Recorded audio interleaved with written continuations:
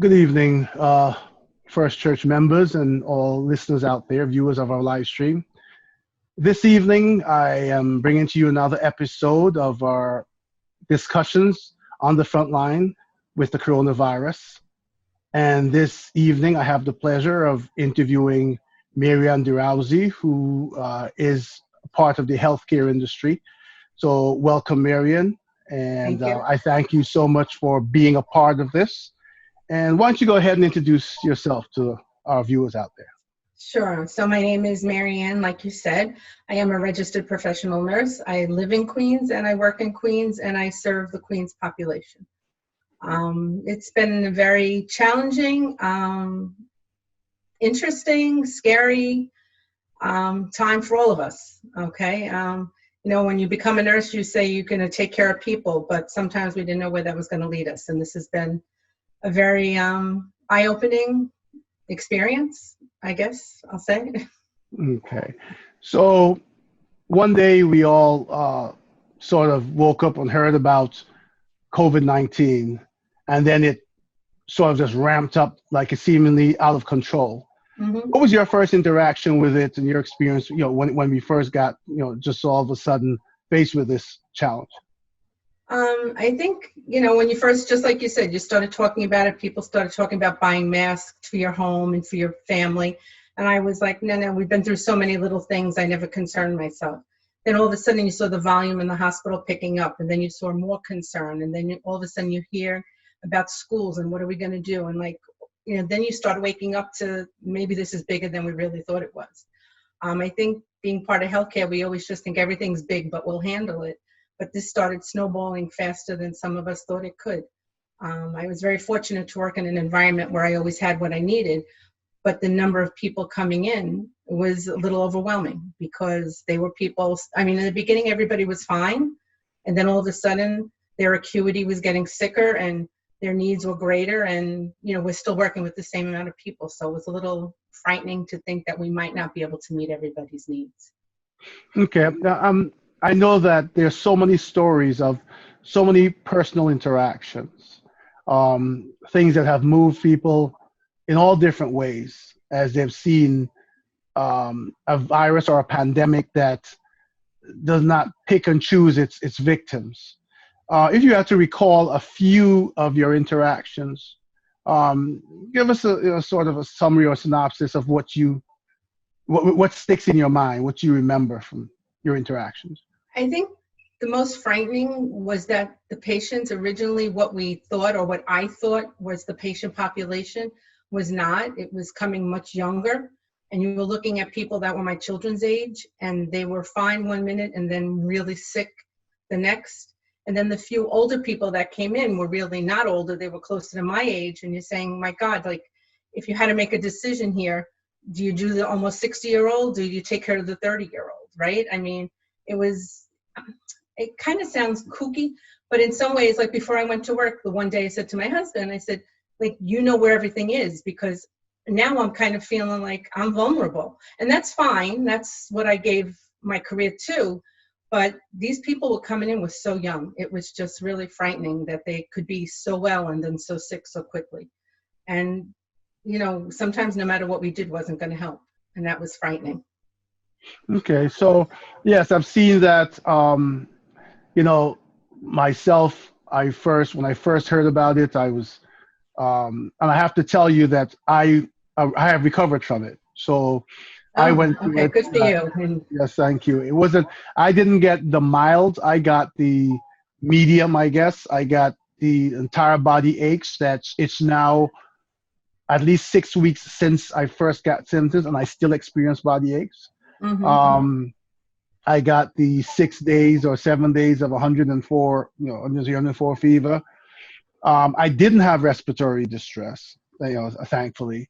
Um, and my wife also got it, and she is in the healthcare industry too, so I think that's where I got it. The gift that kept on giving. Right. And but I know I can relate to that moment, and even so for me, having had it when I actually did write down some notes, some just in case notes. hmm But you being right there in the midst of it, was there a point when you had the worst fear throughout? Because now we're subsiding a bit, or we hopefully are, based on the social distancing, and that's something I'll come to in a second. But at the height of it, for your personal self and for your environment around, what was your biggest fear? And I mean, I think my biggest fear, honestly, is I work with a lot of young staff who have a lot of young families. I mean, I got to see my children do things. I got to see my children get married. These are girls and young men who have very little children. I was scared for them because we didn't know. It didn't look like it was going to come towards my age. It really looked more that it was going towards their age. And I think that really frightened me on their behalf. Also, it frightened me for their practice because the whole way we're treating patients and the whole way everything was happening so fast. One day we were doing one thing, then we realized it's not the right thing. The next day you're doing something else. The protocols were changing. The volume was changing. Their standard of care, trying to maintain it, but trying to be very in motion with how things were happening. It's very difficult when you have a way of practicing and then all of a sudden we're saying, no, today we can't do it this way. We've got to do it this way because we have to do for more, and we have to not pick and choose who we're doing it for. But in some ways, you are prioritizing what we're going to do because it was just so much and so little that you could do for so many people. Okay, so now that we're hoping we're over the hump. I mean, I hope. Yes, and you can tell me as someone from within the industry, having experienced the illness myself, I have a fear. And that fear is that in New York, I found it incredible, first of all, that many people, even though we heard stories of people going to parks or whatever, considering you have 8 million people, 8+ million people, I think a lot of people had the same fears and they were staying indoors. Okay. We know at the beginning of this, people were hoarding, they were going to the stores and buying everything, and right. So they had the supplies, definitely. And now that we're winding down, I have a concern, two things, and I'll ask you to touch on both. One is I have young kids, and we have this new inflammatory disease that is a result of COVID, and having had COVID myself and my wife, and not being able to really socially distance or isolate from our kids. We watch them like a hawk each day now. I mean, it's been over 6 weeks, and yet I as a parent, I can't really breathe a sigh of relief. Because, each time they wake up, maybe they didn't get enough sleep and their eyes look a little swollen, like, whoa, wait a minute, and the things that you sort of have a hair trigger. So I'll ask you your thoughts about that. And the second part I'm going to ask is, my fear is that with the whole economic impact and the political impact, we're going to try to go back to the normal too fast. And I wonder if you share my feelings that people will relax on the social distancing and could cause a second wave. So as far as our kids or your little guys, look, I'm a grandma in waiting again. That makes me nervous because that's a fear of the unknown, and we're very vulnerable, right? We don't know what this disease is going to do. We don't know. Now we're scared because all of a sudden, during the entire pandemic, we saw very few children, which was weird, right? Right. Like, the kids were well. Where did they go? And we were grateful and appreciative that they were well and thankful. But now all of a sudden, we're like, well, what's going on? So you can't let your vigilance down. You've got to stay on your guard. So, keeping the kids home from school kind of makes it seem like that's an important thing because right. We keep them safe, keep them, in their own homes for as long as we can. But by the same token, they can't live in a bubble, right? We're going to have to get out there. We're going to have to start, hopefully people will appreciate that we are vulnerable. We, as Americans, we walk around pretending like we're, I guess, protected from everything, or we're just, life is always going to be normal and be real. But this reality was more than any of us could have thought to be, right? I mean, yeah.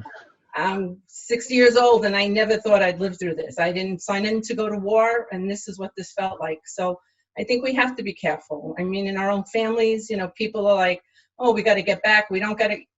I don't have the right answer. I don't know what the right answer is. I know I don't want to go through this again. And I would like everybody to be safe, but I think everybody has to accept some sort of responsibility for this. We can't just pretend, and it's not somebody else's problem. It's all our problem and Correct. responsibility. Correct. So I think that's our biggest challenge. And what have you seen in terms of what, do you have an opinion on how much testing has been made available so far? We're 8 point something million people. We probably have, I would even say, I'm not exaggerating, if we have several 100,000 people there who have gone through the mildness of it and think it's a normal cold, who have not been tested. I wasn't tested because it was presumed based on all my symptoms and the fact that, Right. So what's your opinion of what's available in testing and what needs to be done? I mean, I think in the beginning we were testing appropriately because we couldn't test everybody. At Right. one point, we had so many people coming to be tested, but if they felt well. So if you were asymptomatic, why do you need to be tested? And then, like yourself, once you were symptomatic, we're going to treat you as if you were positive, because the reality was you probably were.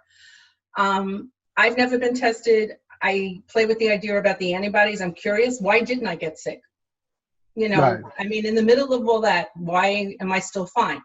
I'm grateful to God that I am, but what not me, right? So that's what makes me curious about the testing. But I think they're going to have to do testing. They're going to have to test so many different things because they don't even know what they're testing for or what they're looking for. Is there a pattern?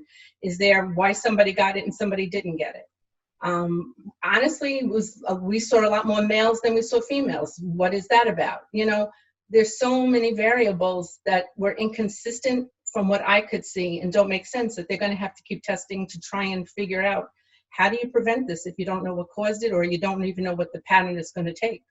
Because it didn't look like anything else. It's, it's just too crazy. So do you also share the opinion that there is a big possibility that the upcoming flu season brings a major challenge because so many people had flu-like symptoms that it's sort of difficult to discern, when you're really in trouble from COVID or when you just have a cold, and especially since it's unknown whether, and I doubt it, whether the antibodies someone like myself has now will be good enough come the next few months when we go back into the flu season. Right. So that's what we all walked around saying, we want to make sure we have the antibodies. Then we're like, well, really, we don't know what the antibodies are for, right? Are they good to have or not to have? And even this past spring, where did the flu go? It just kind of went away. But did it go away, or is it like lying there and lurked for us to wait and all of a sudden we're going to have a horrible fall flu? I don't know.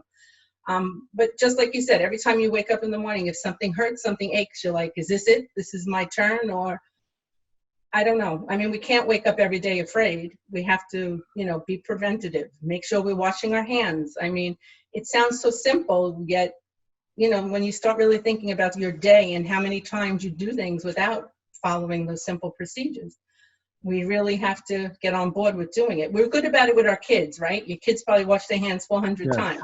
Yes. But, we as adults sometimes don't. And I think we just have to be really mindful that we are a vulnerable population. We're a very crowded population, that we have to take care of ourselves and take care of each other. And the testing, I mean, I don't know. Even the flu, you're only being inoculated about the flu from the previous year, right? So we're always working kind of behind. We're never really ahead of the game. Right. But take care of ourselves. Yeah. So, this is one of the topics that I found that every time I get into a conversation, it can go on. And I know that those are watching this, you provided great insight and information. I thank you for that. And as we pause on this conversation for tonight, I'll say pause because it's a continuous conversation. What do you have, if you could leave our viewers with one thought of yours that you want everyone to know from a personal, professional, etc. perspective, whatever you want, what would that be? You know what? It sounds lame, but it's be kind to yourself, be kind to each other, be respectful of your person and each other. Because if you treat yourself well, and hopefully you treat your neighbor and you're respectful of people's space, people's privacy, people's person, hopefully we can, manage to get along and still be distant. Because, it's going to have to be that way for a while. Yes. But that's what I've got. Okay, well, I thank you so much for taking the time, first of all. Thank you. But that's not first and foremost. First and foremost, on behalf of everyone I can speak for, we thank you so much for what you do each and every day, putting yourself, because most of us are locked up in our homes, peeping through the window to see, people, people every day like yourself who go out into an unknown environment. And while we can catch it just going to the store or wherever, depending what's going on, you're walking into the lion's den each day to take care of people that you don't know, never met. And many, many years ago, I was an EMT for a while, so I understand Oh, the part about doing a job and your joyous, watching someone recover, but never even, thank yous are not part of the job. Your thank you is seeing the recovery and knowing that you helped someone or gave someone's family some sort of ease when you couldn't help someone. So on right. behalf of all of us out there, New Yorkers, on behalf of First Presbyterian Church, I want to say a really great thank you. And I pray that you are safe and your family is safe, and that you continue to protect yourself foremost, and you continue to do what you do, because without people like you, we're in trouble. So thank you so much. Well, thank you, and take care of yourself and watch out for the little ones. Yes, I will. Have a good night. Okay, good night. Take care. Bye-bye.